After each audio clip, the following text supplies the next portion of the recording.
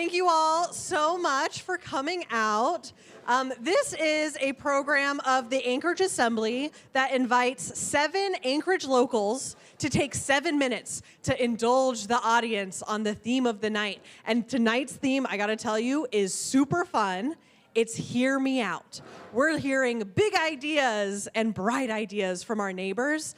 And today, I want to really kick us off by opening up the space for creative thought, for holding judgment. I think today we're going to hear a lot of ideas where you might think to yourself, well, that couldn't work. And I want you to suspend your disbelief and imagine a world where it could work. A friend of mine once joked that it feels like Anchorage's Botox market is underserved because we're all going around like this.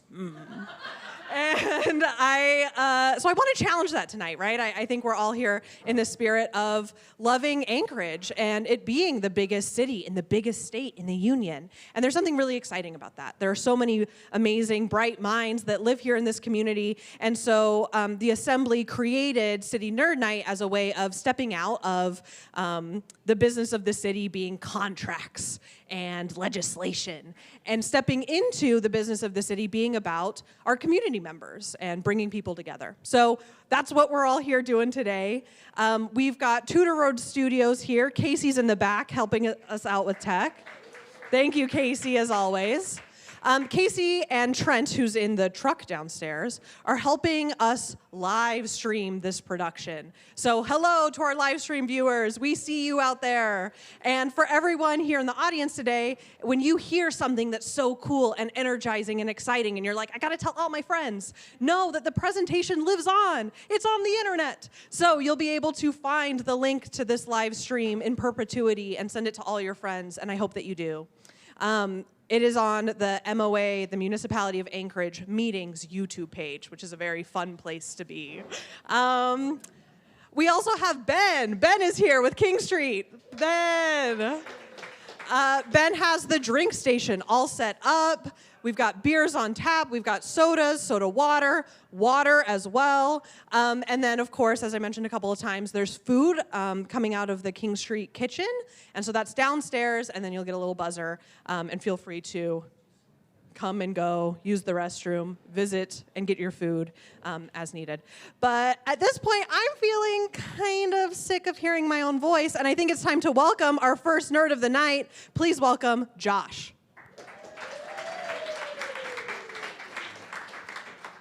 Josh, you'll have 7 minutes. I've got a timer for you. Great. Here's a clicker. Thank you. Let me get you all mic'd up. Excellent. Wonderful. Check. Beautiful. Hello, my friends. It's good to see you all here tonight. I am Josh. I work at the Anchorage Economic Development Corporation. I'm a small business owner. I own a small real estate company here in Alaska. I've been here for about 9 years.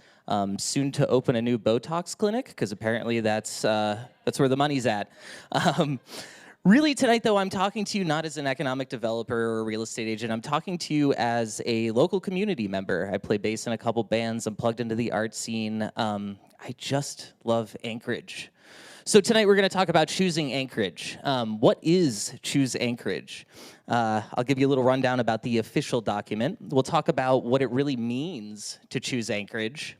We're going to talk about taking plans from boardrooms to the community, because I didn't bring them, I spared you, but I have a stack of Anchorage plans about this big on my desk, and that's pretty much where they live.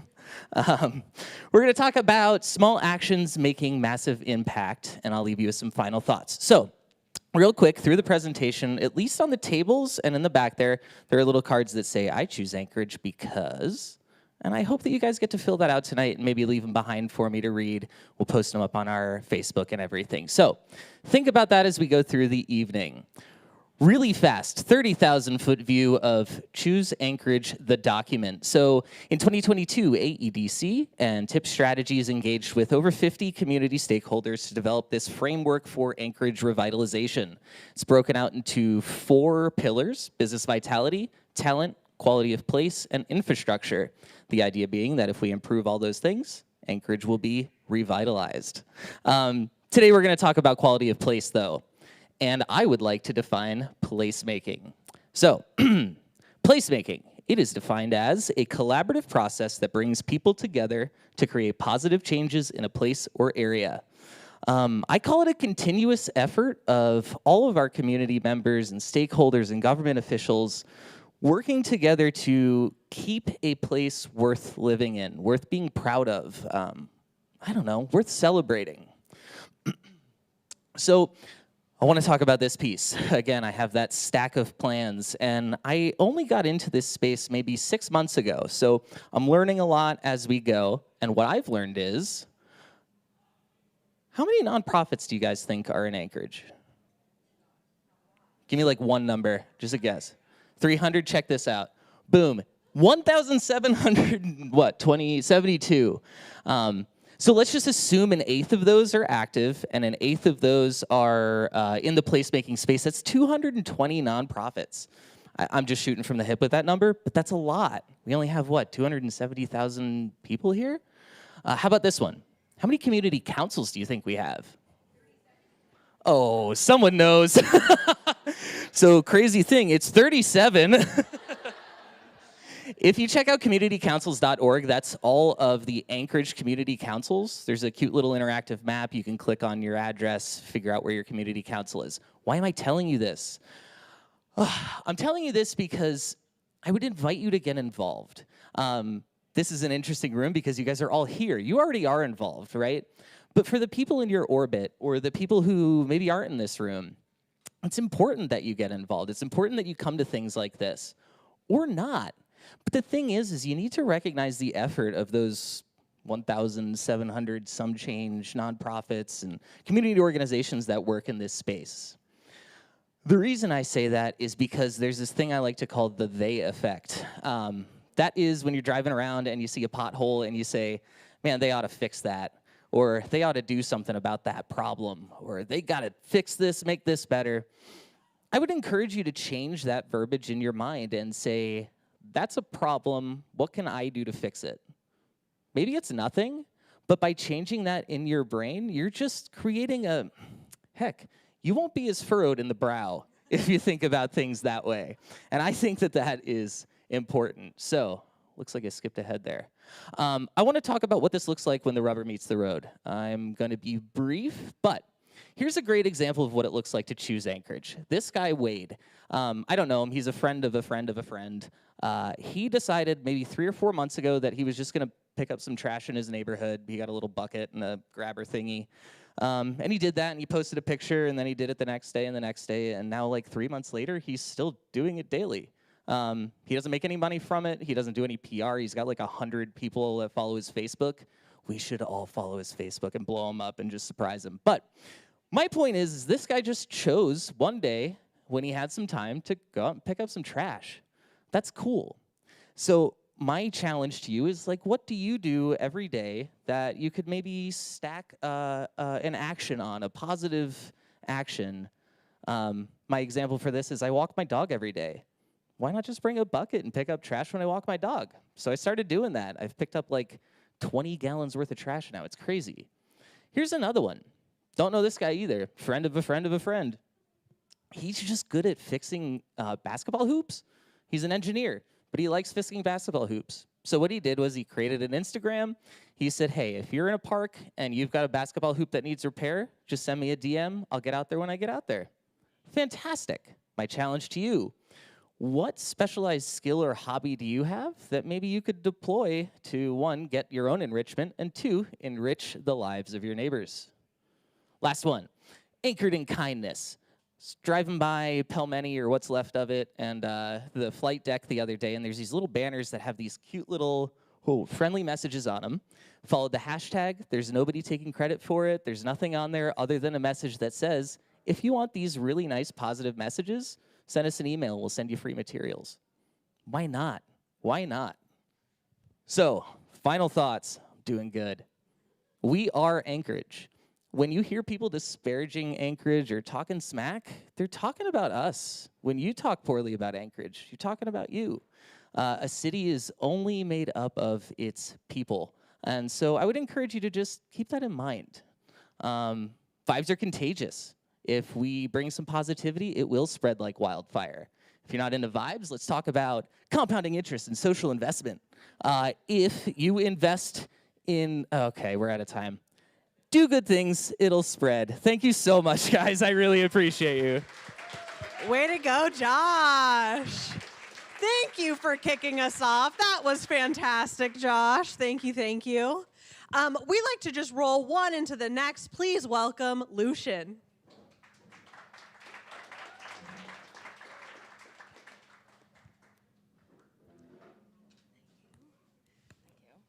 Going to enlist a helper. Thank you.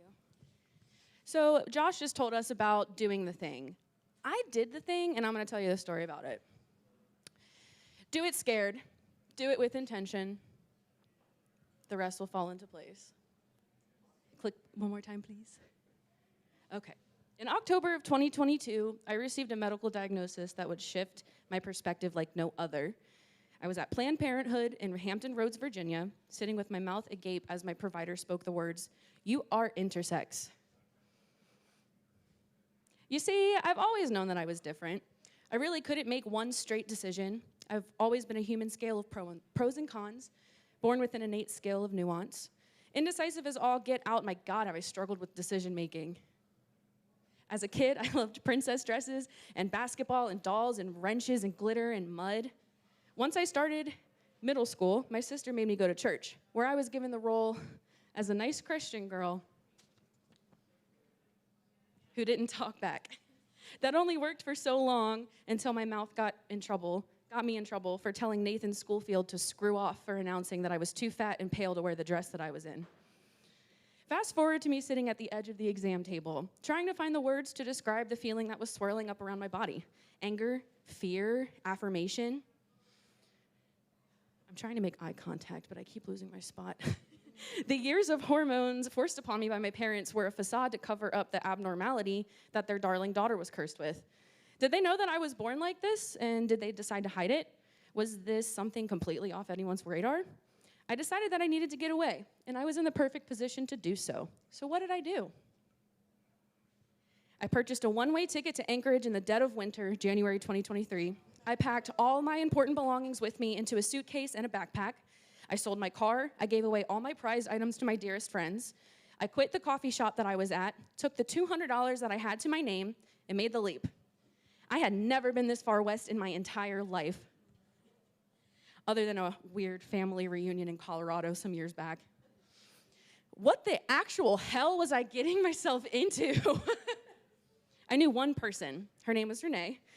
I had spent a New Year's with her a couple years back in New Jersey, and that was the only time I had ever met her in person, and we were drunk for half of it. So now I'm here, living in her office space, 4,000 miles away from home. I did eventually get myself up and going on my own, but not without several humbling blows and do-overs. From the span of January 2023 to August 2024, I moved 7 times. I was homeless for a scattering of weeks throughout that time period. My early adult years experience of couch surfing did me pretty well here. But the one that hurt the most was when my new basement apartment flooded just 3 days after I had gotten myself a bed and a dresser. I saved for weeks. I never lost hope, and I kept reminding myself that staying optimistic will bring me the opportunities that I'm looking for.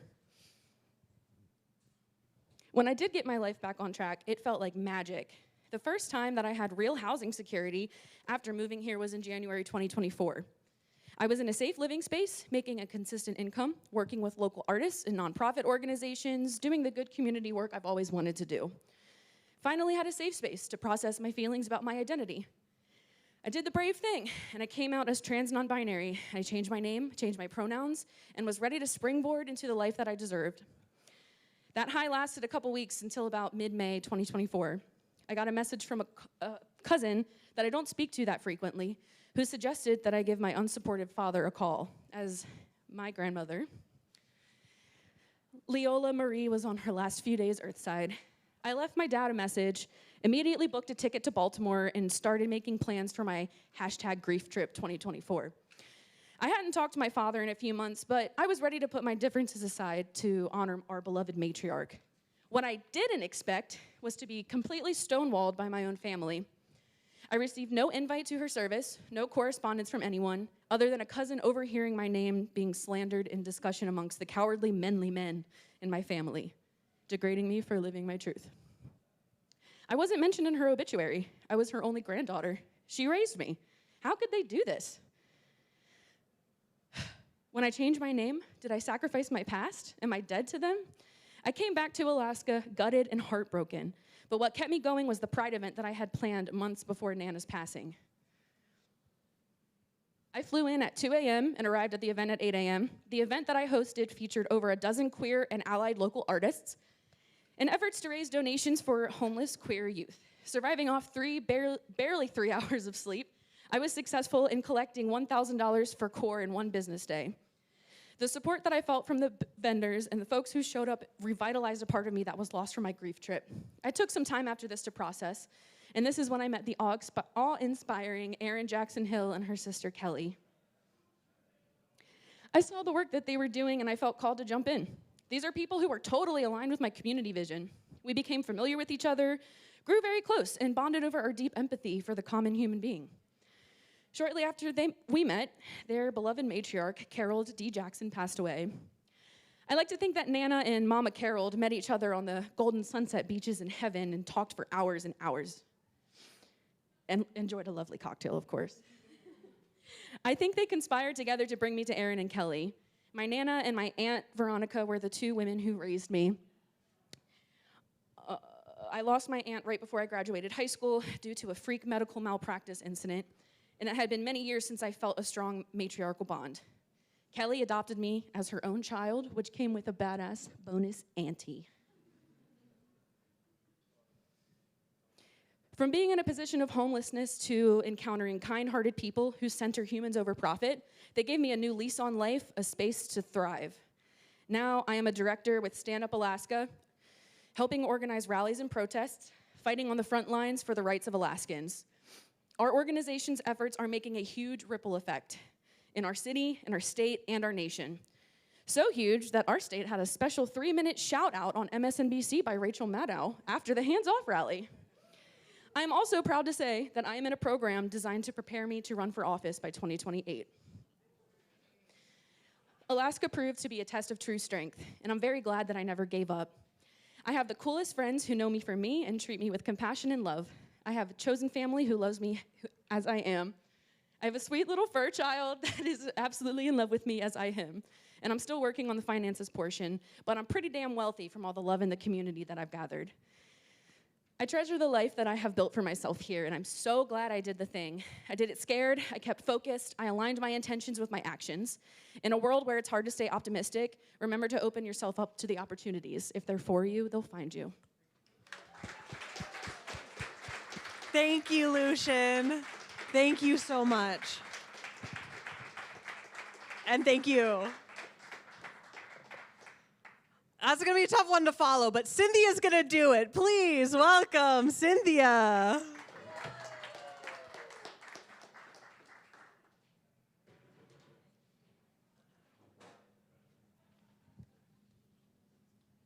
and you got water? Smart.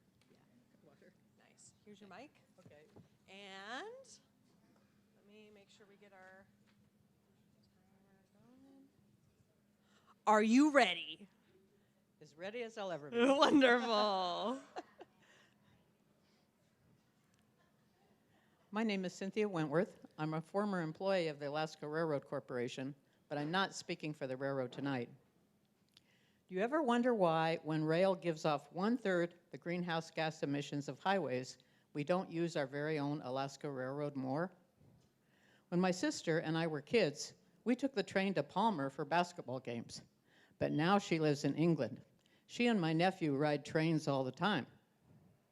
At least in winter months, commuter trains could be running between Wasilla, downtown Anchorage, and the Ted Stevens International Airport using Alaska Railroad equipment. Next. Every day, 31,000 vehicles travel the Glen Highway. Why don't commuters have another choice, especially when the railroad is right there, running alongside the Glen? This has to do with the Federal Highway Trust Fund, which President Eisenhower created in 1956. Since then, the federal government has been pouring dollars into highways and putting very little into rail. Rail is not just better for the environment, it saves lives. Each year, the Glen Highway is plagued with accidents, especially in winter. Some accidents are fatal. Rush hour commuters are delayed. A 40-minute trip can take 2 hours. And you can work on the train. Buy coffee, use the restroom. Rail would increase access to more affordable housing in the Mat-Su. It would reduce highway congestion for the remaining drivers. And it would promote more walkable and transit-oriented development in both Wasilla and Anchorage. It would cut down the need for parking at the airport. Each year, our legislature receives close to $1 billion through the Federal Highway Administration just by providing a 10% state match. It's practically free federal money. Since our legislature is always scrambling for dollars, it has a big incentive to provide this 10%. No such match program exists for rail.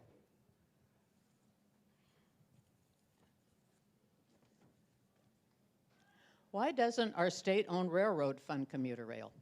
After all, it's a public corporation and it belongs to all of us. But it was set up to make a profit, and no commuter rail anywhere in the world makes a profit. It must get a subsidy. But highways don't make a profit either. They are also subsidized, and by a far greater amount. The railroad gets a small federal subsidy, $55 million in 2020. Alaska Highways got $868 million in 2020, 60 times as much. And the railroad gets no state subsidy. It must pay its employees who are not state employees and its other expenses from the revenues it makes on its freight, passenger, and real estate business. That's why the Easter train or the Christmas train or the beer train or the trains from Anchorage to Fairbanks or Seward cost so much money. At least 2 Alaska governors have really understood this, Governor Bill Sheffield and Governor Bill Walker. While he was governor, Sheffield made the deal to purchase the railroad from the federal government. The transfer ceremony was held at Nenana on January 5, 1985. Sheffield later served on the railroad's board of directors and as its CEO. In the late 1990s, he and Senator Ted Stevens secured $28 million from the federal government to build the airport rail depot, which opened in December 2002. This depot presently serves only cruise ship passengers and wedding receptions. However, Sheffield intended it to serve commuter rail. In 2019, he told me how he regretted not asking for commuter rail money at the same time.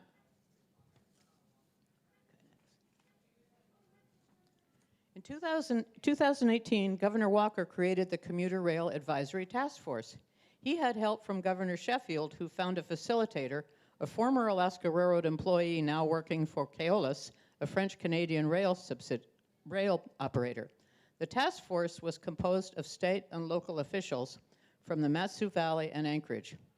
Lamar Anderson from Palmer, former director of Mat-Su Valley's Mascot bus system, and I were the 2 public members. We almost got money from the Alaska legislature for a demonstration project, but funds were tight, and our efforts ended with a change in governorship. Incoming Governor Dunleavy killed our task force before he was even in office. Trains would have cost $15 million per year, $8.2 million annual operating and $7 million initial capital. Today, the train would cost $13 million per year, all operating costs, as the railroad has taken care of the capital costs. So a total today of less than 2018. Our task force proposal was for 2 trains per day in each direction, traveling between Wasilla, downtown Anchorage, and the airport, from October 15th to April 15th each year, when the rail equipment is not being used in the summer tourist season. Okay. In its infancy, it would have brought up to 468 people into Anchorage every weekday, some of them traveling to the airport, either for their jobs or to catch flights. 2 more rail cars could have been added to each train for a total of 780 people moved daily. The municipality of Anchorage share-a-ride van pools or private van pools could take people to Midtown, the U District, and Diamond Center. But downtown and the airport have more than enough employees already to fill the trains. Our airport complex is the largest employment center in Anchorage. Eventually, trains could go all the way to the Diamond Mall and along Turnagain Arm to Girdwood. The track is right there. 3 years ago, we formed a new commuter rail committee. Presently, we're meeting with the Matsuvero Planning Department. We also want to be involved with Mayor LaFrance's Climate Action Plan. 40% of Anchorage's emissions come from transportation. And because rail gives off 1/3 the emissions as the highway mode, more rail makes sense.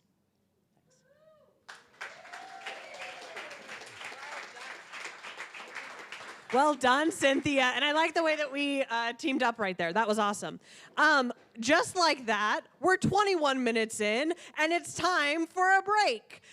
Go ahead and take 5 minutes to order some more beer, some food, and then fill out these note cards that you'll see floating all around. I want to solicit your questions from our first 3 presenters, because after our last 4 presenters, we'll move into a Q&A and answer your questions all as a group. So go ahead and scribble those down. I'll come around and collect them. Enjoy your beer.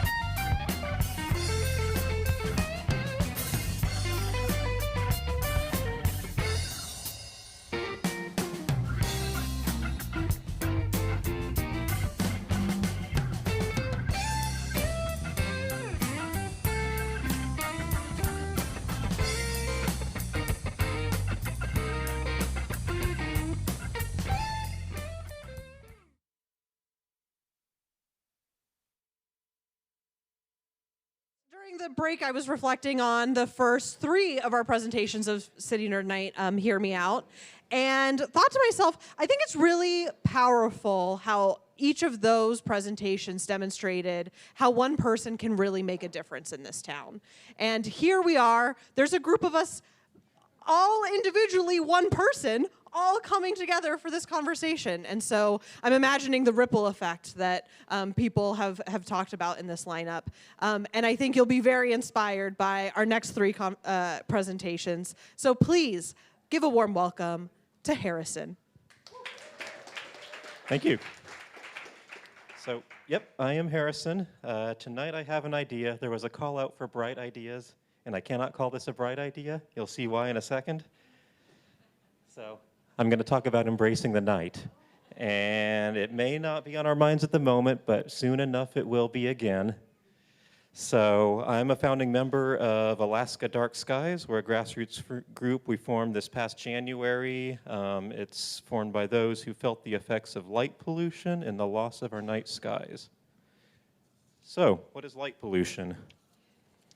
Light pollution is human-made light introduced where it is not needed or wanted. This includes sky glow, glow that blocks the view of the night sky, light trespass, light that invades private space, glare, this is blinding lights in your field of view, and over-illumination, lights that are too bright, making it difficult to adapt back to darkness. Point I want to emphasize, light pollution is wasted light. Preventing it is a win-win. It pays for itself. Estimated third of outdoor light shines into the sky or where it is not needed. It is rapidly increasing at 10% a year. 80% of Americans now can no longer see the Milky Way because of it. And locally, many have lived in Alaska for years without seeing the aurora because of light pollution.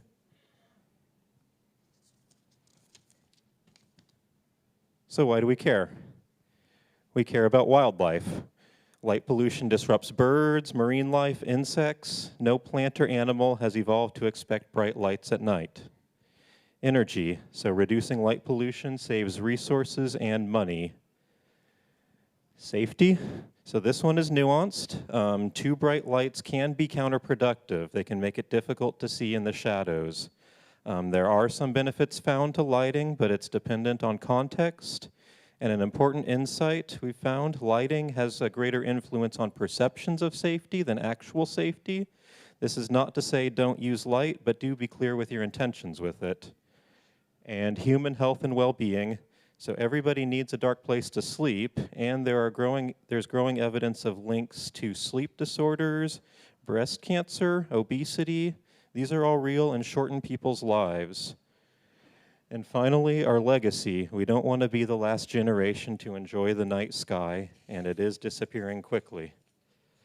So, as we zoom in on Alaska, our state has the largest area of pristine night skies out of any, and yet Anchorage, where we live, is just as bright as any other city. We value being close to the wild here, and yet, what do you see on every advertisement? And yet, right. And yet, Anchorage is not a dark sky place. This is not to be harsh. This is just to be honest, compared with places that over decades, with coordinated efforts, have preserved a remarkable night environment. We have a long-held preference for more lighting in this city. I do understand in principle, given our dark months. But there are some things I don't understand, including closely spaced, bright, towering lights, even on some of the smallest streets. We have lights that are 3 to 4 times the brightness used in other cities. This is not an exaggeration. Some of them are the brightest fixtures available. We have no limits on flooding neighbors with light, which nobody enjoys.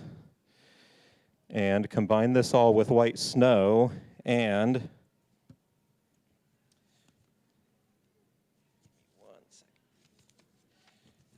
we have the unfortunate distinction of skies that reach the highest level on the light pollution scale. So, it's time to ask, what are our goals with light?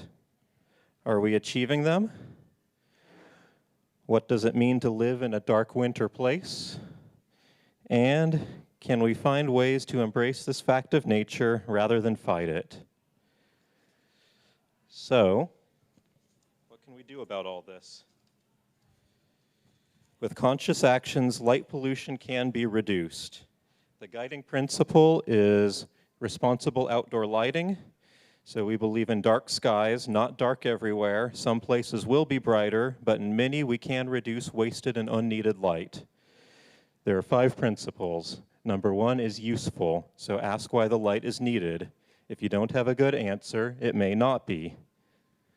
Targeted, only light where is needed. Point light down, not up or out. The simple change has an incredible amount of impact. So getting rid of these are bad. Moving towards these, where they're needed. Low level, so start with darkness, add light only to the level that's needed. And controlled, think about sports lights that are left on all night. Have a timer that automatically shuts them off after the end time. Motion detectors are almost always better, even for security purposes.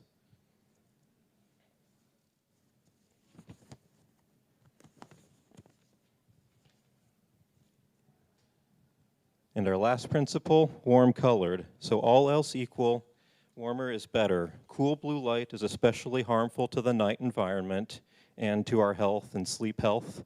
So use the warmest color temperature available. So my parents live in this neighborhood in Tucson that tries to follow these principles. They walk their dog at night, they feel safe, and they look at the stars. Wouldn't you like to be here? So where to go from here? Get inspired. Visit a dark sky place. Take your kids, or if you don't have kids, borrow some. I don't have kids. Evaluate your home or business lighting. Make it dark sky friendly. You can even brag about your dark sky friendly lighting. You have my permission. So, does the night sky speak to you? You have unique skills to bring. So Alaska Dark Skies, we're planning night sky parties, education, events, including with the Anchorage Museum Planetarium. So help us make Alaska the leading dark sky state. It is a possible future. Thank you so much. Nicely done, Harrison. Thank you. I'll take your clicker. I'll take your mic. Thanks for bringing the group all back in under 7 minutes. Incredible. Next, we have a dynamic duo from our very own municipality. Please welcome Kelli and David.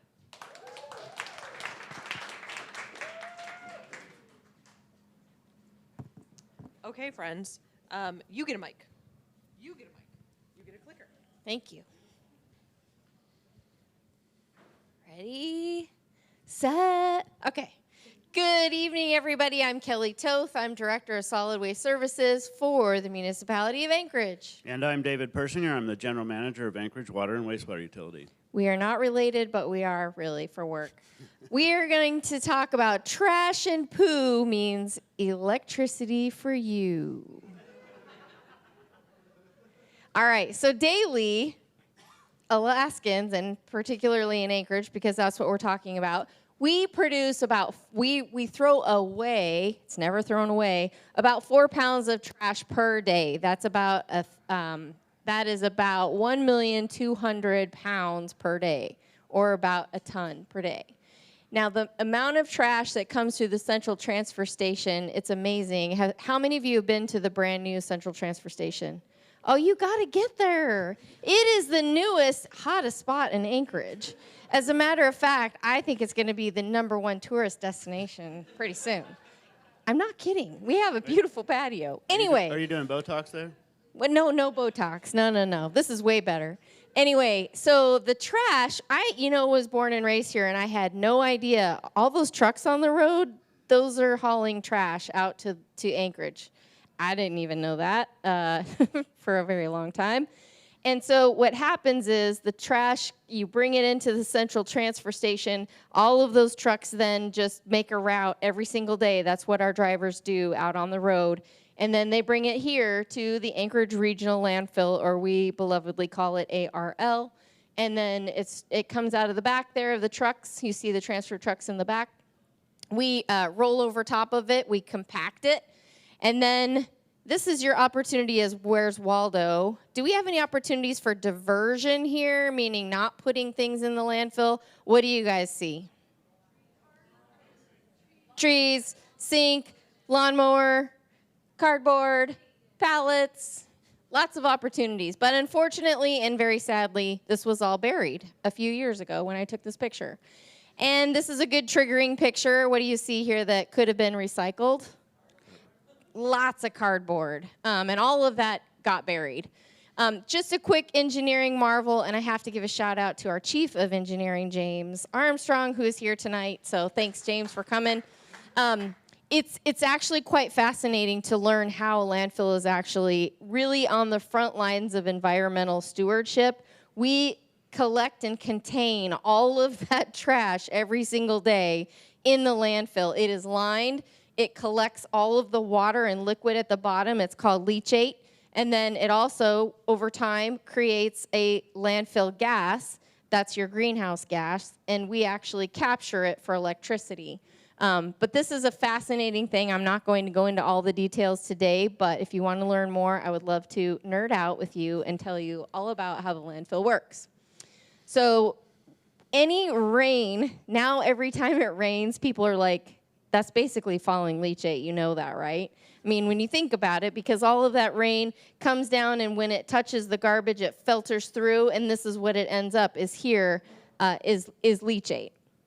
And then we also have landfill gas. And so all that trash, as it's aerobic with air, becoming anaerobic without air, then becomes landfill gas that we capture and turn it into electricity. Here are some of the horizontal and wells and vertical wells that we have out at the landfill to capture that landfill gas. But we've only got about 70 years left of landfill life. And that may sound like a lot, but that's not a sustainable option. You can't keep just filling a hole and burying it. It does not feel responsible, particularly the fact that so much of this trash really is treasure. That's what I believe. And I think there's something really cool that we can do with it, right, David? I think so. So believe it or not, Anchorage has been incinerating stuff here in Anchorage, biosolids, which is, if you don't know what biosolids are, when you flush the toilet, those are the things we receive at our wastewater plant, and we get a lot of it. We get about 20 tons a day of it, and we currently incinerate that in an incinerator that is older than I am and in much worse condition. We also get a lot of fats, oils, and grease. If you follow us on social media, you will see our campaign. We are always out there. There's only 3 things that you should be putting in the drain, right? Pee, poo, and toilet paper, and that's it. Again, we operate this currently. It's an old system. It's currently operating, but it's nearing the end of its life. It's about 3 stories tall. It's a large facility, and I want to put this picture out. This is a nice July day out at Asplin, and that is the stack from our biosolids incinerator, and that's burning 20 tons of biosolids a day. As you can see, there's nothing coming out of that. There's clean air, and that's a testament to our ability to do this environmentally responsible and make sure that emissions are meeting our requirements. So imagine we suspend all of our thoughts. What if we captured all the trash from all throughout the rail belt? Shout out to our friends over there, Cynthia, talking about the railroad, and taking all of that trash and bringing it into Anchorage and being able to burn it and be able to generate electricity. Because we do have a potential for a gap in natural gas in the future. And so being able to effectively bring all of that trash in and be able to turn it into energy is exactly what we would like to see maybe happen. And so Q, what is waste to energy? Basically, waste to energy is taking the garbage and we are burning it, and then it's turning into steam, which turns the turbines, which turns into energy. So this is a possibility. There's great technology. It's proven technology across the world. There's actually several of them in the United States. And we do have the ability to scrub the air, make it clean, and be able to turn it into energy. What's left over is a what they call ash, fly ash. You can separate the ferrous and non-ferrous metals and recycle that, and you can actually use the fly ash in an aggregate for concrete. So there's a great opportunity here, and we're putting a whole lot less in the landfill. And with 15 seconds left, basically this is proven technology. It's going to lengthen the life of the landfill, keep the tipping fees low, generate electricity, and we are the front lines of stewardship, and we need to think outside the box and how we can reimagine our trash, because you're not throwing it away, you're burying it right now. Trash is treasure, and this is Deputy Director Mark Spafford in Tokyo, Japan. And what is that stack, David? That is a waste energy, one of many in Japan. So there you have it. That's the idea. We'll be talking about it more. Thank you very much.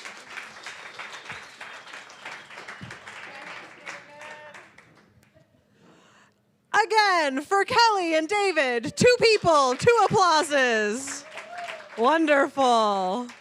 We're headed into our last presentation of the evening, so be sure to be scribbling down your questions on those questions cards, because I'm going to come around and pull those in just a moment. But we have a real fun one here to wrap things up. Please welcome Clare.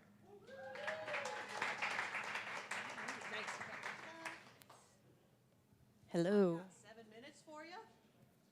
Okay. Picture your favorite public place in Anchorage, whether that be a school, a park, a trail, or maybe a landfill. Now, a show of hands.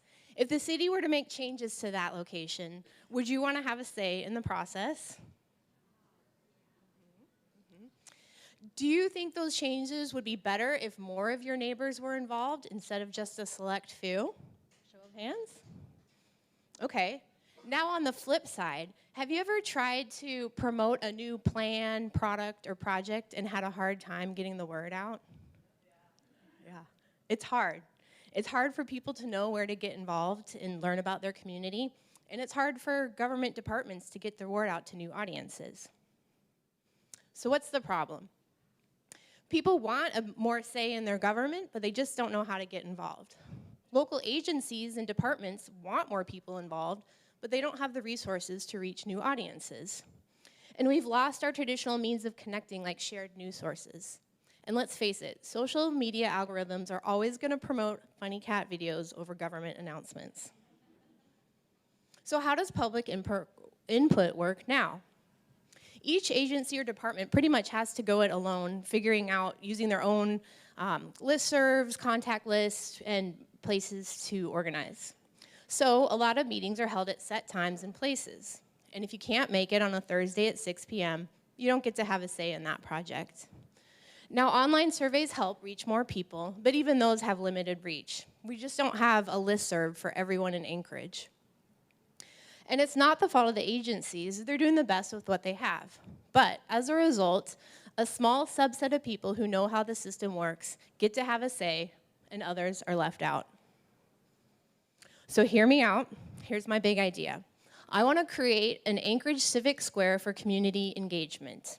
I've worked for the municipality for over 15 years, and I found that it's really easy to get involved in your local government, and it's really easy to make change if you know how. Just totally lost my thought. Anyhow, I really believe in the power of local government, and I believe that it's better when more people are involved. Why is this important? When people have a say in their local government, we feel more empowered and connected. We're more invested in improving our community. And we make better decisions and are able to better solve our community issues. And finally, we have more people working together to solve our problems, relying on a variety of skills, talents, and backgrounds. So I first got this idea from the Calgary Public Library. They built a really beautiful public library downtown. And right in the entryway, they have this makeshift civic square. And this is a place for city departments to advertise what they're working on. When I went, the transit department was taking input for new bus stops. So they have a map where you can pinpoint locations that you'd like a bus stop, and comment forms where you could leave a comment. And so people just knew that when they're going to the library, they could stop by this place to get information about what's going on. And the city departments knew that they could set up shop there and reach a large number of people. This also exists at the Singapore City Museum. This is the lobby of their museum, and they have plans up for their current comprehensive plan. And they even had some signs outside so that even when they were closed, people could stop by and learn about what was going on in their area. But a civic square doesn't just have to be physical. There's virtual squares as well. This is Civic Lex out of Lexington, Kentucky, and this is the model that I'm hoping to base my idea on. They have a really great website and listserv and community events to help people in Lexington learn more about their community and figure out how they can get involved. I also believe the entire community is a civic square. This example is called On the Table, and it's out of Lexington as well, but the idea originated in Chicago, and it's used by a lot of communities to have big discussions on tough issues. So how it works is the host organization provides a discussion guide and training for facilitators, and then the facilitators go out into the community and hold discussions where they're already meeting. So a book club might discuss it over a glass of wine, the Chamber of Commerce could make it their lunchtime program, or a PTA could have the discussion in lieu of their weekly check-in. This way, thousands of people across the community are having input on the project, building connections, having deeper conversations, all in the place and time that works for them. So, how could this work for Anchorage? Well, surprise, I work for the Anchorage Assembly. So I'm already doing some of this stuff. We have a really good website and a newsletter that comes out after each meeting. Shout out to Allie, who puts those together. And we already have a lot of municipal departments who are doing this work really well, and other partners in the city. But I want to pull everyone together and create a hub where people in Anchorage just know that's where you go to get information about your local government and things that are going on. And then municipal departments have a single place that they can go to get the word out. I want to start with municipal departments, but I think it could expand to state and federal as well. So when the Alaska Railroad's planning their commuter rail, they can take advantage of this system too. So I picture a central website and email list to post public meetings, plans, and projects, in-person events like this, online trainings, shout out to Federation of Community Council's Local Lens series, and then physical civic squares in places like libraries and coffee shops and groceries where people are already meeting. So we'd have some static signage about how to get involved in your local government, and then we'd work with the manager of the location so that a municipal department, if the planning department is going to be doing the historic preservation plan, they could just come to that spot with their maps and materials and know that they can outreach to a bunch of people at once. And then finally, we could do on-the-table community conversations for bigger items like long-term plans, homelessness, taxes, the economy.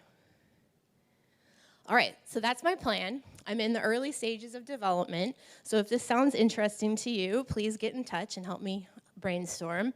I am looking for a catchy name for the program, although Josh gave me a really good one today, Anchor Town Square. But if you have something that beats that, I'm open to it. But this is really important because Anchorage is facing really big problems right now, and we didn't have a ton of support from the feds and the state before, and that's dwindling now. No one's coming to save us. If we want to keep this town vibrant and growing, we have to work together and tap all the resources of our community. And so that is my idea. Thanks for hearing me out.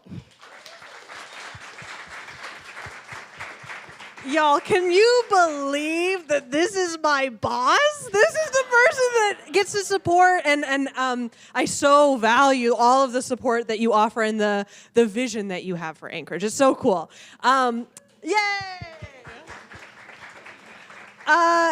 Nerds, I'm going to have you back up at the front. We're going to turn around this first row, so sorry, my friend. I'm going to kick you out of your seat. Please come and see me. Actually, hold up a question card if you have one, and I'll run around and grab them.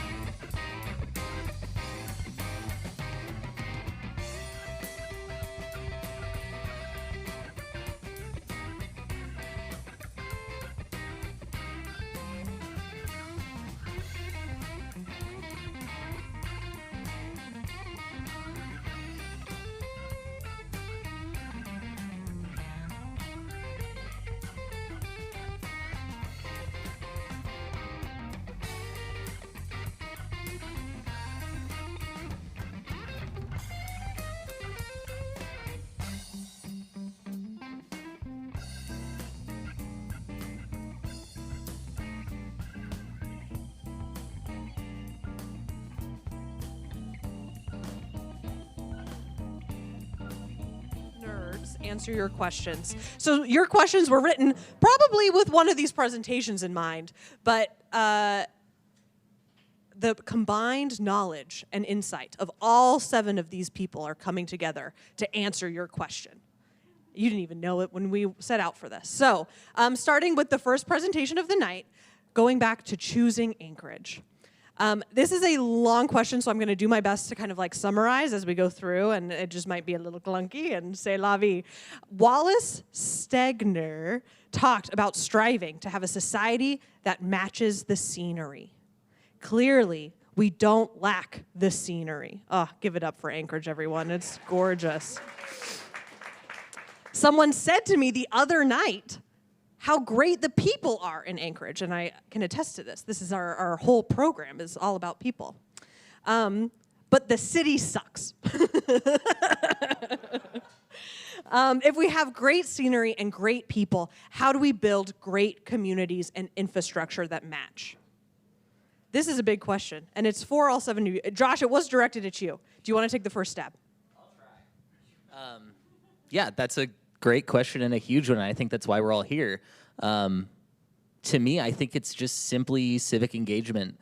I've been to a handful of assembly meetings, and it's me and maybe 20, 30 people. I know that it's not easy for everybody to get to. I know that life and schedules get in the way. I also know that the people who make these decisions can only do so with the information that's given to them. So my thought is the more we can scream and be loud and advance our perspectives, the more fodder they have to make those decisions. So that's my best stab at it. I don't know the answer, and I hope maybe one of you guys do.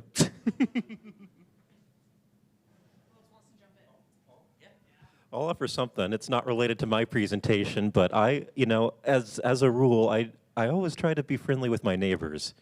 And, I live next door. I live in a pretty diverse neighborhood. I live next door to some long-established residents and some other folks who are actually, it's kind of housing for a brewery, a different brewery.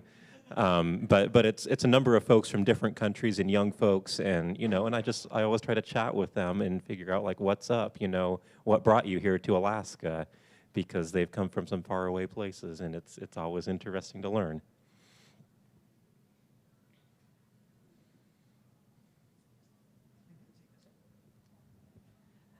I love that. Our last City Nerd Night theme was "Won't You Be My Neighbor?" And I think it's important to really lead in your life, recognizing how valuable the relationships and the interactions that you have that maybe like are not interactions that you're really thinking about, how meaningful those interactions are. So thank you for that, Harrison. That's great. Yeah. On the theme of housing security, we need more affordable housing in the downtown area, in the city area. And we need more homeless resources because the unhoused people that are just as equally as important as any given person, they deserve the right to have a home and basic needs met and be able to engage in their civic community. But I know a lot of people, especially around my age and generation, are kind of like skeezed out a little bit by downtown because it's all like people that have a lot of money and they live by that one little nice spot off L Street, or and see, I don't even know what it's called because I don't have that kind of money. I can't afford to drive over there. But that's what I think. I think that it needs to be more accessible. I think it needs to be open to all class boundaries. I think we need more resources in downtown. Hear, hear, totally. Anyone else? I'd just like to echo that and to have more walkable development. Downtown was the only part of Anchorage geared to walking.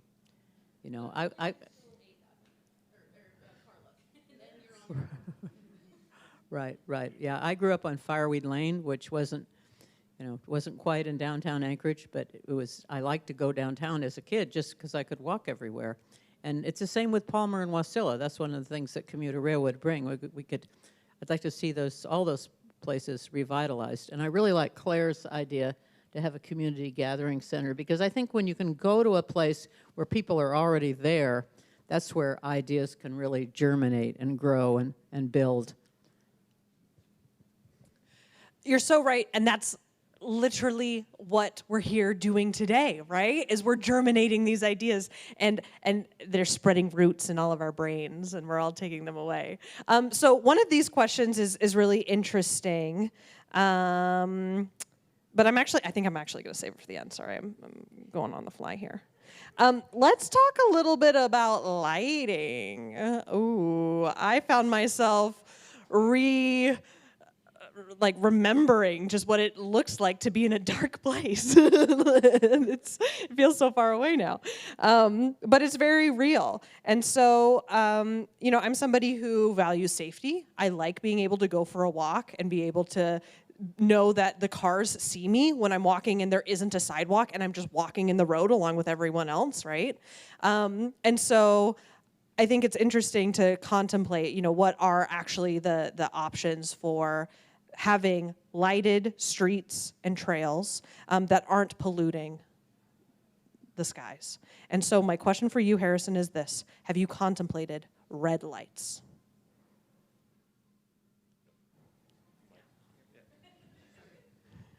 So red is at the end of at the very warm end of the spectrum. So yes, the warmest, some say. It's the warmest, exactly. No, it's a good. Yeah, there are some places that have actually gone that far, but it's pretty unusual. It's it may be places that are like sea turtle habitat where the white light is just very disruptive to their finding their way back to the ocean. It's kind of a hard sell. So, like going back to the 5 principles that I promoted, there's a reason that we start with targeted and all these other things before we go to super warm. But the warmer end of the spectrum is important. I'll also just say, like on the safety question, it's a challenging one. Not so much because I think there's a huge amount of trade-offs, but it's very challenging of assumptions that we make. Because I have looked at a number of studies, and in the well-designed ones, they don't find a huge difference, but the perceptions are very important, and it's important to be somewhere that you feel comfortable, and so it's all worth taking into consideration. And also building lighting that makes you feel comfortable as opposed to like feeling surveilled. Yeah. Well, and even as you said, that there are some assumptions baked into the safety question. And I was just thinking to myself, I'm like, oh yeah, I'm the one that assumes more light equals better, right? So that's just personally for me, like, thank you for bringing that up. I also was thinking about how, and I don't even remember, I have not fact-checked this, okay? So this is maybe a little bit of hearsay. But at one point I heard that Anchorage had an identity of being the city of lights and flowers. Is this familiar to people? Yeah? Okay. True hearsay. That's great. And so it's interesting to think about what it could look like for us to embrace having a lighted identity that is still responsible to the environment and to the beautiful wilderness around us. So that was also coming to mind. Okay, we've got lots of questions about trash and poo to lights for us. So we're gonna pivot to landfill questions. In Fairbanks, there's a local transfer site that has separated dumpsters in areas that allow other locals to come in and pick up the still usable treasures, in all caps, AKA another person's trash. Is this possible in Anchorage? It's a great question. It's a very complicated one. So yes, there is, and I hear about it almost every other day at least. So it's a really great idea. The issue is that we are the largest city. You would have to have somebody staff it to be able to monitor it, because one person's trash is another person's treasure. However, it all then becomes a de facto transfer site, which is what we found when we tried to do a non-staffed recycling over at East High School, and it turned into a transfer station, and so we had to remove it. So it does require staffing to be able to do that. In fact, we're lucky now that I can have the material recovery facility open 3 days a week. I wanted it open 6 days a week. I'm still working on it, but I had 2 people leave. So what am I going to do with no staff? So to your point, how many of you in here have seen or heard of Remade? All right, that's my favorite place to go. Great place for original gifts, recycled gifts. They, at the old facility, had a place where you could drop off stuff, kind of last-ditch effort, literally, before you go to the public wall. And it worked out okay, but it wasn't consistent. It's something that we want to do in the future, is to be able to have people drop off items still at the same location that they were in across the street, because it's over there by the woodlot. There's the old storage barn there, and Remade does want to move back in there. They want to revitalize that workshop, and we're working on that with Remade. In addition, how many of you know about the reuse area at the Central Transfer Station? It's Anchorage's best. You don't count, James. Sorry. It's actually, unfortunately, Anchorage's best kept secret, so I'm super glad that we can talk about it today. It is a place, concept-wise, of what Fairbanks does on a smaller, more controlled scale, but it's right there at the household hazardous waste facility. When you first come in the Central Transfer Station, there's a room in there. You can bring up to 40 pounds per Anchorage resident for free. So whatever's under your sink, whatever's in your shed, whatever's in your garage, don't have half buckets of paint and chemicals and whatever, bring it there, and then you can actually take it for free.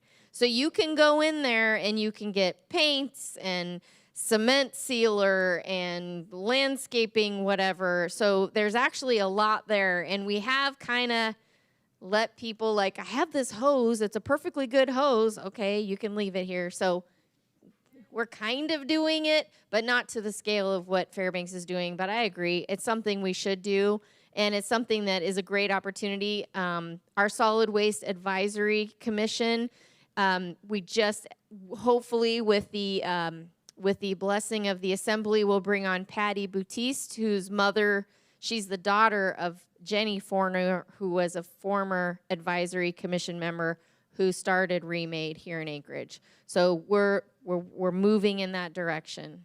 Sorry, long answer, but I wanted to put a plug for the reuse store. Yeah, wonderful answer. We have some other landfill questions, but we also have time, so we'll come back to the landfill questions, because I feel like this question is leading me to another question, which is, we've talked about how important people are in this place, right? How people are making this place. We're a young city. We're so young. We only have, as a municipality, this year is our 50th anniversary. Only 50. That's like within a human's lifespan, well within it, right? So in that way, I think the people in this place are actively shaping it, and it's evolving, and that's really exciting. So my question for the entire panel, you don't have to answer this question, and you also don't have to name names necessarily, but I want to hear from you all as people who love this place, who have bright ideas. Tell us about a person in your life who you would call an anchor for you here in Anchorage. Have the microphone. Do I Yeah, get to Kelly's go? got it. I gotta go because it's speaking in my heart. My grandmother came to Anchorage before Alaska was statehood, and so she came up from Albuquerque, New Mexico, and lived downtown in one of those historic houses downtown. And she worked for Fish and Game at one point and flew out to King Salmon and counted fish. And then she worked for the Teamsters, and she did all kinds of things here in Anchorage. But what she was most motivated me about her was the fact that in that neighborhood by Coffee Circle, they were a tight-knit neighborhood, and they really supported each other. They had each other's backs, and she also was an outdoors gal, so she always was out there hunting and fishing and doing all the Alaskan things too. So, but if you came to her house, you better be hungry, because she's going to feed you and she's going to tell you stories. And that I miss most. So I think for me, it's the opportunity there's nothing better than sitting on the porch and people coming by and saying, Nora, those red geraniums are really stunning. Well, come on in, let's have some coffee and talk about the old days. So I miss that. I miss that history. I miss us sharing and being able to have the chance to meet people who have known other people that were founders of our city. I think that's really important, and I think that's something we can do more of, is a nod to the founders of our city and sort of helping us to where we should be going in the future. Anyway, sorry. You can have it next. Okay. Sorry. For me personally, it's Vic Fisher. You know, we lost Vic Fisher at age 99 and a half, a year and a half ago. But I knew Vic Fisher from the time I was 10 years old. And he was Anchorage's first city planner. If you ever want to know more about Vic, you can read. He has a book called To Russia with Love, all about growing up in Russia. It's pretty interesting. There's a lot of deja vu going on right now. He lived in Ukraine as a little boy, you know. And he came. One of the reasons he came to Anchorage is because he loves spruce trees. And I grew up on Fireweed Lane, and I loved spruce trees. I was devastated when they got plowed down one time. I loved spruce trees, and Vic loved spruce trees too, and he had those in Russia, and that attracted him to Anchorage. So. Thank you for sharing that, Cynthia. That's wonderful. Yeah, so I'm a little newer in this city. I moved here in 2021, and yeah, I maybe don't know as many folks. I don't have family here. I've certainly got to know quite a few folks since I've lived here, but maybe not as well connected with the history. Anyhow, the person who's my anchor is somebody who helped me through a very difficult process. So for the past about 2 years, and I've recently transitioned to a different housing situation. But I had lived in a mobile home, and those who live in mobile homes know that it's a very unique housing situation. You're at the mercy of those who own the park that you live in. We were faced with a number of challenges. Cody Carver from this organization called JOIN, Justice Organizing Interfaith Network, he worked with a number of us as a community organizer to help us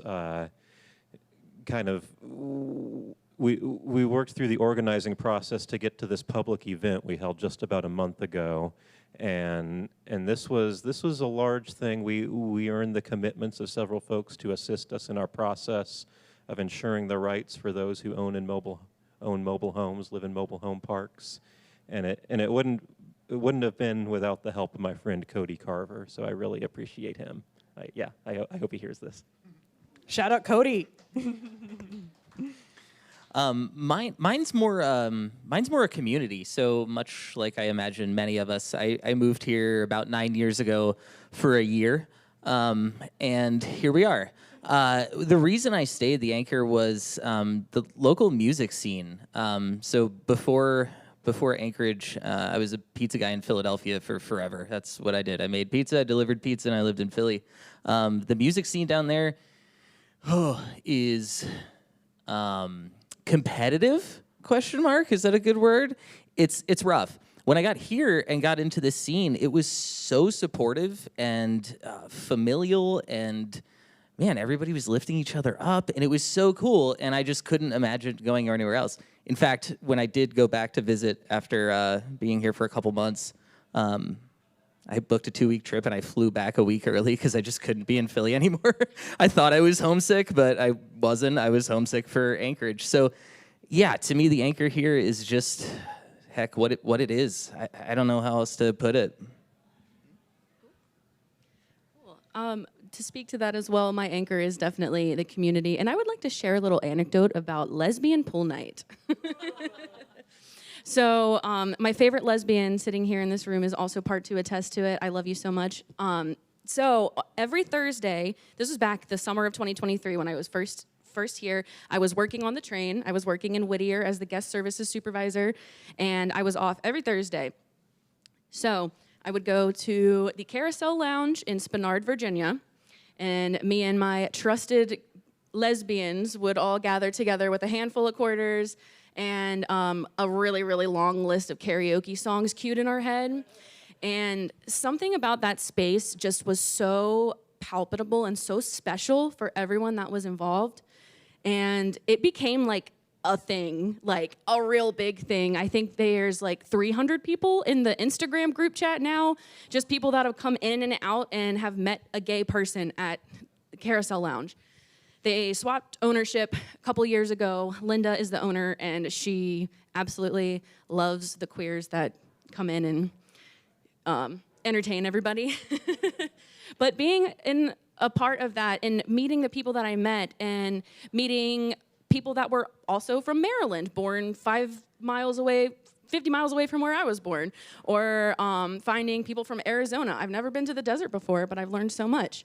And just the connection that comes together just from, especially coming from a queer person, having a safe queer space to be able to be yourself and exist and just have fun and not be afraid of reprimand or, hate. And the Anchorage community was really, really just so warm and inviting and enveloping. Like, I can't even describe how it felt. It melted my heart in such a way that I can't leave Anchorage. Lucien, I'm so glad that you're here to stay. This is fantastic. I passed the mic over to Claire. Well, I have a lot of names running through my head, and I think that's the point. There isn't just one person. This is a place where someone who just moved here, like Lou or Harrison, can make a difference and be a good, productive member of our. I hate that term, productive member of our society. But anyhow, helping our community grow and be a better place. I've never lived back east. I've never really lived many places besides Alaska. But I just imagine that it's like generations of family, and you have to come from the right family to get to have a say. And it just doesn't feel like that here. So that's nice. So for me, I'm going to go back in time a bit, somebody that I actually never met, but that was Greater Anchorage Area Borough Chairman John M. Asplund, and he was a visionary, and even before the EPA promulgated the Clean Water Act in the 1970s, he was busy going out and getting bonds and building sewer lines to take all of the outfalls that used to be all along the coast here in Anchorage and tie those all together and then get the funding and build the Asplund Water Pollution Control Facility, which exists out there today, and it's named after him.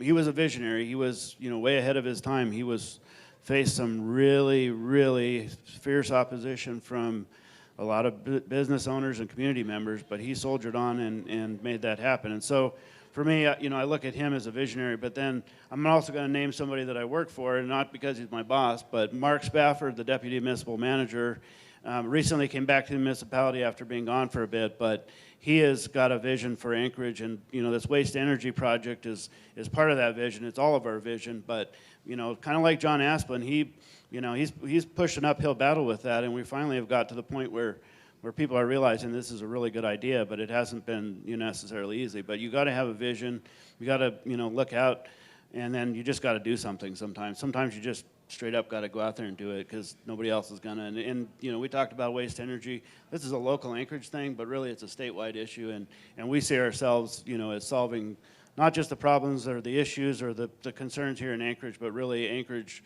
leads the state, whether other folks in the state want to admit that or not. I love it. And funny enough, just serendipitously, I think that is a beautiful transition to another landfill question. Yay, landfill. And that is, when we talk about these big ideas, and the landfill being one that's like really tangible and it feels like it's like in the view, right? I think also the Civic Square is also an idea that's like right there. when we think about these like legacy people that established something, that they've like found the funding for it, how do you pull together the funding to build a waste to energy plant, right? How do you find the resources to establish a civic square? I'm curious for those of you that are like thinking these big picture visions, if we're thinking about like do the thing, take the step, where are you finding the resources to do it? So I'm just going to throw out there the Don Young Port of Alaska. It's a great example. It's a $1 billion project. Recently was just awarded to contract, I think, a couple weeks ago. So that's a huge project that Anchorage has led for a long time. And we've, again, faced some really steep uphill battles on that. But we're rebuilding our port so that we have food and everything else. 90% of the goods come across that dock, and that is an Anchorage project. I would also say that when is the best day to plant a tree? Yesterday and today. And so we can't be intimidated by how huge it is. Like, to me, that just like makes us lean in even more, particularly the fact that this is multiple departments. And we know that this is the right thing that we need to do for our city and for our state. Particularly, one thing we didn't talk about was PFAS and PCB destruction. There's a lot of things, a lot of good opportunities for this. So we put up some funding from our capital. So we put up some money. AWU put some money together just to get this thing started. And we're going to, as I mentioned before, there's going to be a lot of public involvement. In fact, your idea of the Civic Square, I just reached out to our outreach partner and I said, we need to do a waste to energy display. So all of you can come to, I'm not kidding, the tourism destination #1, which is the Central Transfer Station. If I'm not kidding, this is your building, this is your facility, and it is fantastic. There's the windows are floor to ceiling. You can go stand there and be triggered as long as you want to about like, are you kidding me? That's a perfectly good thing that's going over there. So back to the point of Fairbanks, it's true. So I think that, you know, tonight the theme really is about community, and it's about what can we do collectively together. And I love what you said about, you know, departments do their best to sort of get the word out. But I think that's one of the big things I would ask of everybody in here is please get involved, get to know the folks that are leading these different departments, get on an advisory board, go find your assembly member, go get engaged, because this is your project too. We're all in this together, and when we crowdsource it together, that's when big things happen. I believe things happen when Alaskans get around a table and go, this is what we're gonna do, and we're just gonna do it, and we can do it. Oh, Josh, yes, absolutely. Funding. So my suggestion would be to look up Project Anchorage and get involved in helping us recraft Project Anchorage, which for those of you who don't know, it's a temporary sales tax for Anchorage that was developed in, at least in my view, the least regressive way it could, to help capture out-of-state dollars, out of city dollars, and to then reinvest in capital improvements in our city. It didn't make it past the assembly, and that's okay. I think probably the reason it didn't is because there wasn't enough public testimony. We got tons, and we engaged with plenty when we were developing this plan over the course of, 3 years or something like that. But the challenge there is there's a framework that could work. It didn't work as it was written, and it is up to us to help inform how we can make it work. To your point, when we all get around a table and decide we want to do something, we find a way. So again, to echo what everybody said, just get involved. You guys already are, you're here, right? Tell your friends to get involved. Learn, and push. I think that's all we can do. Yeah, totally. Okay, so I'm a storyteller, and I'm going to tell a little anecdote about where I'm from. I'm from Southern Maryland, super, super rural. you can probably attest, Dutch country. Lots of Amish folks all around where I grew up. In May of 2010, I was at a Mother's Day like strawberry picking event with my family, and we were having a really, really lovely time until my aunt got a call that her whole house had burnt down. And it took her an hour and a half to get from the farm in Virginia that we were at to her house in Maryland. And by the time that she was there were 4 buggies there and about 12 men that were ready to start reconstructing. They had the house completely demoed, a new foundation built, and the house rebuilt in 3 months. I think it was actually less than that. And it's insane to me that that's just the norm for rural southern areas. If we take that mentality and we shift it in a place like Anchorage, it's gonna look way different. I don't think that buggies would do very well on the roads here. But that mentality, right? That like, you have to rely on your neighbors and your friends, and you really have no choice sometimes in Alaska. And we need to just switch that frame of mind into, I don't know, think like an Amish person. Bake a pie. Cynthia and Harrison, the ideas that you proposed have coalitions behind them. How did these coalitions come together? And are you looking for new members? I think the answer is probably yes. Yeah, that's a yes. It's, it's always a process. It's, and a lot of it kind of happens by surprise. Folks will come out of the woodwork and say, oh, I care about this enough to like come to these meetings where we do difficult things to make things happen. But it's, I don't know that there's any like, magic formula. I would say, I think it's very important to meet and connect with those who you have common ground with, who have similar concerns and similar experiences, and get to know them. Ask them, really build relationships. Ask them questions about themselves and how they came to a place of caring about this, and just offer that we can work together on this. Yeah. I just want to reiterate what Clare talked about, the public square, just having a place that people can meet. And of course, in the winter, you'd want it to be warm, because I keep racking my brain where it could be. But but a place where people can meet and talk. I just really like that idea. There aren't enough opportunities for that.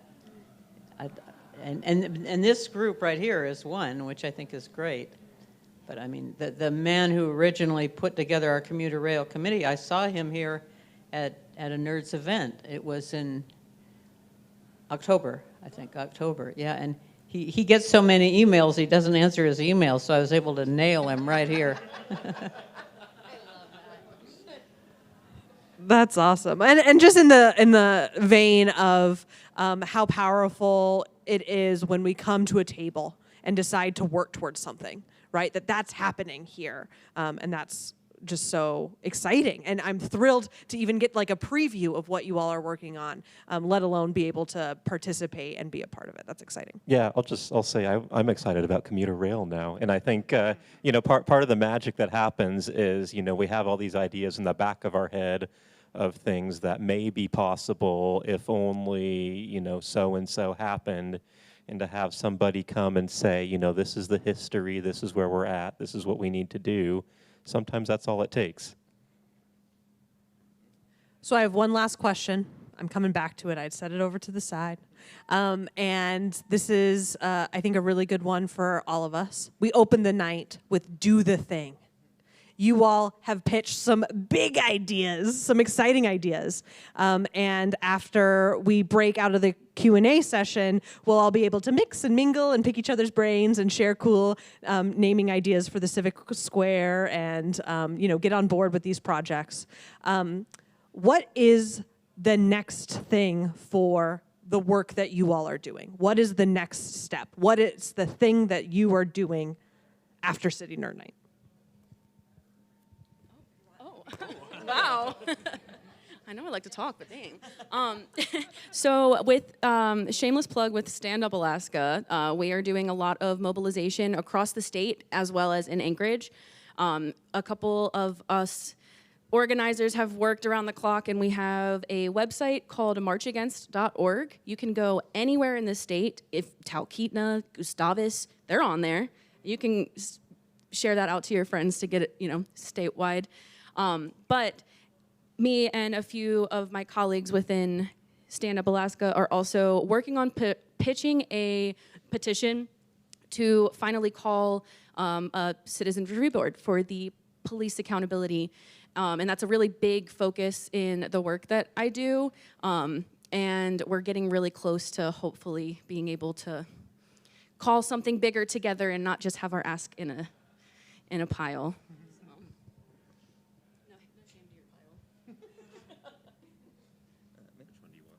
The choices are endless. The work on my end, speaking to you as Josh, the guy, is just, I don't know, grab one of these I Choose Anchorage pins and wear it, or stick it on your backpack, or put a sticker somewhere. Just perpetuate the vibes. Like, I don't know, Anchorage is really cool. Let's treat it as such.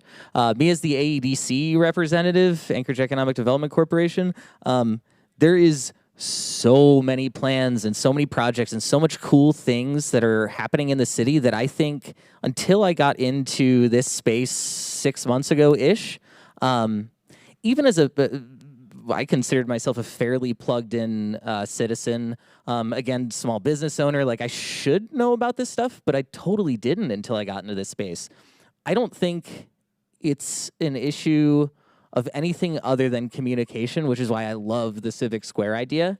So I guess my suggestion as the AEDC rep is go on the Muni site for now, read the projects. They've got really cool dashboards. They're tracking the port revitalization thing. Just learn a little bit about the cool things that are happening, rather than the stuff on Facebook and the Great Alaska Tea Spill about how everything is terrible. There are equally as many good things happening, so you just got to look for them. And if I may just plug my own work, building off of that, I think in Legislative Services, which is an office that supports the Anchorage Assembly as a body, we work for all 12 members, and our mission is to welcome the public into the business of the Assembly. So if you're going to the municipal website, www.muni.org, and you click on the Assembly, that website is maintained by us. You know us.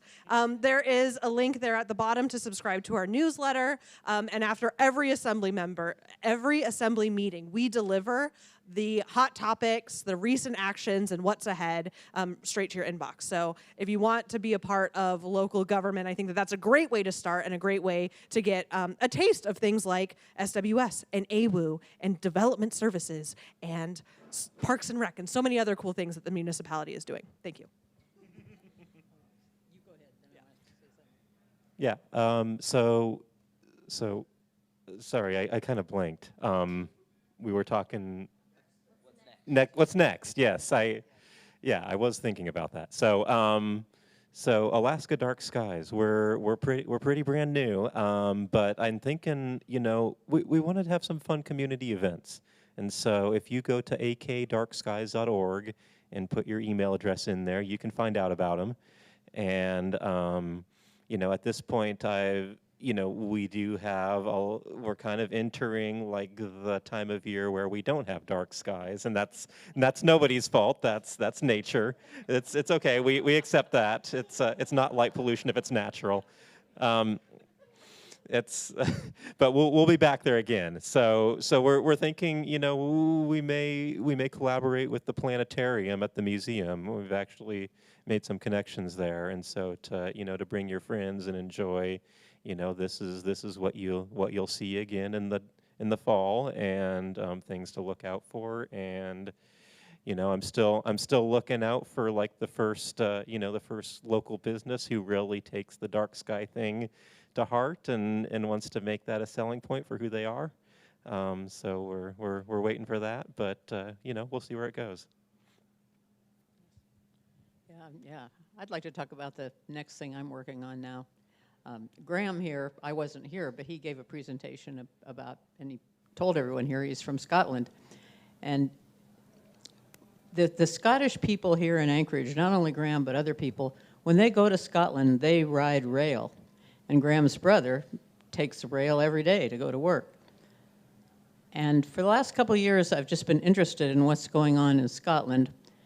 So this last winter, I made my second trip to Edinburgh, and Edinburgh has a tram.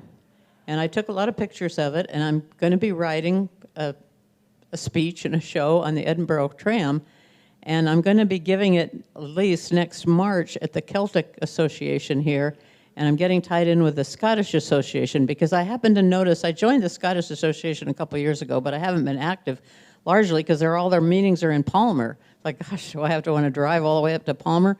Well, they could take a train. And so I started thinking, all these Scottish people here, I've met now people, one of the head of the Scottish Association, oh, well, I'm from Glasgow. When I go over there, yeah, of course I take the train. Well, all these people have had experience taking trains over there. So I plan to give this show, and then also I've been talking to them, and they're talking to the railroad too. They have a Highland Games at the end of June every year, and I haven't been active in it, but they're talking about trying to get a special train to go to a railroad board meeting, which is open to the public. It's all in the idea stage. We said, what are you thinking about in the future? I'm thinking they could go to the railroad board meeting and work for the future, not for this year, it's too late for this year, but to try to get a train where people could go up there, and then to have the Scottish people here talk more about the trains in Scotland. I like the idea of bringing in international ideas. Go ahead. Yeah. Thanks. What's the next steps? Next steps is, how many of you are on Facebook right now? Anybody? There's still a few of us Facebook people out there. Okay, please go like and follow Municipality of Anchorage Solid Waste Services, because that's where you're going to get the updates on where we're going to be and what we're doing. We'll also be establishing our waste to energy page there and a portal. We're going to do much more. This is literally the launching point for public engagement for this. So thank you. I just want to thank Allie and Claire for putting this together too, and our Casey in the back there for putting this all together. This is really important. So I think liking and following, so that what I would like to see is please get involved. Tell your friends, tell your neighbors, and come to your community councils. I'm going to be presenting at Common Grounds on the 27th, and I think a Rotary here next week. If you are plugged in with a group and you would like to have a more detailed presentation, please let me know. Well, again, let's get all the Alaskans, let's get all Anchorage residents together around the table, and let's figure it out together. So that's really our next big step. It's public outreach and public engagement. And if you need to have a meeting, you know where there's a nice room with a super great view. So let me know. So for me, at Anchorage Water and Wastewater Utility, I mean, every day I wake up and, there's 300,000 people that I'm responsible for making sure that we have safe drinking water and that the wastewater goes away and the environment's taken care of. So that's my focus every day. But I get up every morning and think about big ideas, and waste energy is the biggest idea we've really ever come up with that's going to really revolutionize it and move us forward. I live out in Eagle River. I see the railroad all the time, and I would love to see those trains coming by full of trash coming in from Fairbanks and from Seward and all the places in between. But really, we're going to keep talking about this. Frankly, we're going to talk about it to the point where you guys get so tired of hearing about it, you're just like, build it already and just do it. Well, I've just started this week meeting with people from municipal departments. And my two goals for this summer, I've talked to, this is being live streamed, I talked to Marjorie at the library. Hopefully it's okay to say this publicly, but she seemed open to me putting a civic square in the Lucien library right outside of Assembly Chambers. So I have a goal to get that done by the end of the summer. And then I've thought I might start with Kaladi Brothers because they're geographically spread out and community minded, and try to get some displays up in Kaladi Brothers. So those are my 2 goals for the summer. Not only are they goals, we've all just thrown out the biggest ideas, and they're big goals. But we have also intermediate goals that are in sight, and we're taking steps to get there. So I hope that out of City Nerd Night, hear me out, you all have been inspired to do something, to do one thing, and to stay involved, stay engaged, keep coming back, because we love to have you. Thank you all. This has been City Nerd Night. Have a great rest of your evening.